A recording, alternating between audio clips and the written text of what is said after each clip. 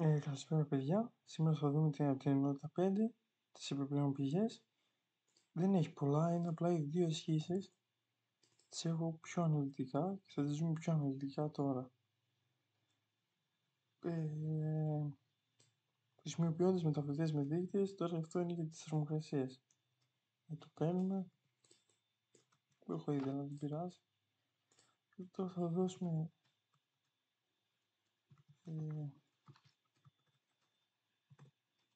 30 τιμές.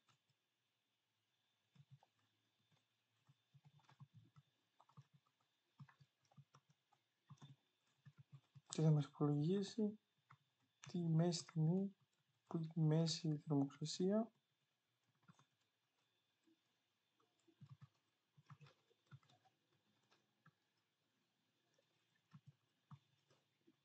η οποία από όλες αυτές είναι αυτή. Είναι 21 που είναι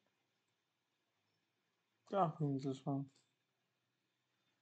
Τι κάνει εδώ, έχουμε πρόγραμμα θερμοκρασίας. Μεταβλητές, έχουμε μια πραγματική θερμοκρασία. Μπορούμε να βάλουμε π.χ. και 33,3. Η μέση, σύνολο και ακέραιες I και ημέρες. Ξεκινάμε. Αρχικοποιούμε ένα σύνολο. Από 1 μέχρι 30 δίνουμε τις θερμοκρασίες. Όχι, ψέματα.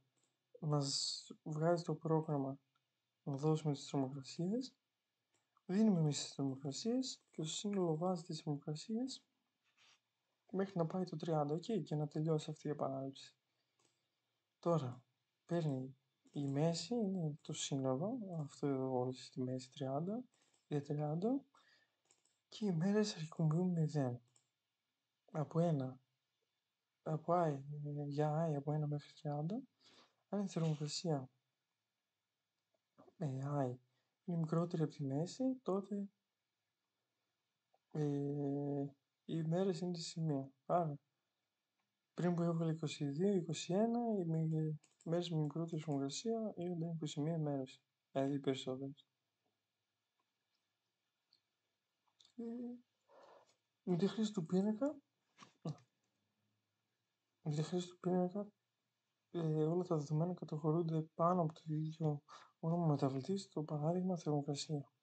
Η ανάγνωση όλων των δεδομένων απλοποιείται αφού είναι μόνο μια εντολή διάβαση θερμοκρασία, η οποία βρίσκεται μέσα σε ένα βρόχο και επαναλαμβάνεται όσες φορές απαιτείται, όπως και ο υπολογισμός του αθροίσματος. Σύνολο χωρείται σύνολο θερμοκρασία I. Οι τιμές μετά τον υπολογισμό της μέσης τιμής δεν χάνονται, αφού βρίσκονται στα στοιχεία του πίνακα και ξαναχρησιμοποιούνται για την έβρεση του αριθμού των ημερών.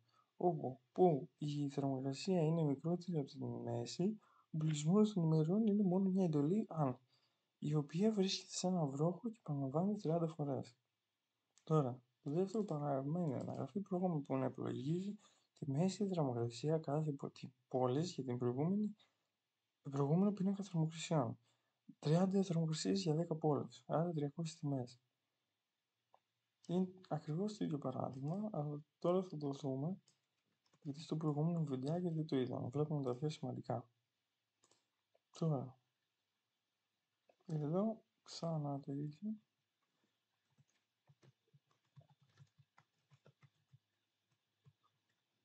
Απαντήσω ότι δεν μπορώ να το κάνω έτσι.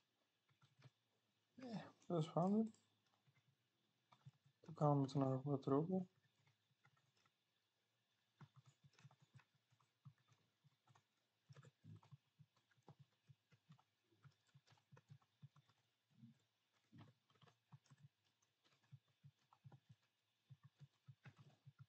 Τελείωσαν. Με έφυγε ένας μεγάλος αριθμός. Να γράφουμε την δεύτερη πόλη. Βασικά, ας κάνουμε κάτι πιο...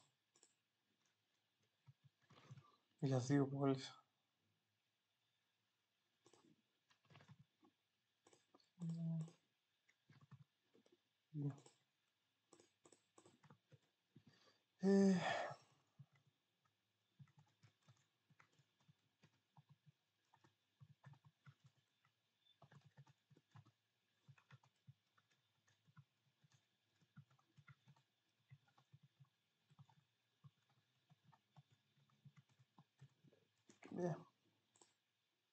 Κάνουμε και εδώ. 10, 10,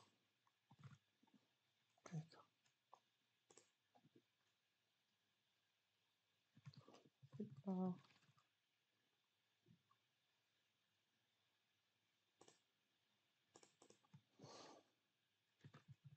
Και ίσως τώρα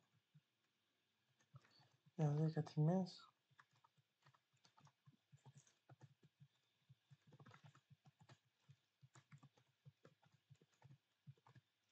Οκ, ναι. Μέσα στη θερμοκρασία στις 11 πόλεις είναι αυτό, είναι μικρότερη από τη 10. Είναι αυτά. Γενικά μπορείτε να πειραματιστείτε με αυτά και να δείτε πώς λειτουργεί. Αυτά για σήμερα. Ευχαριστώ.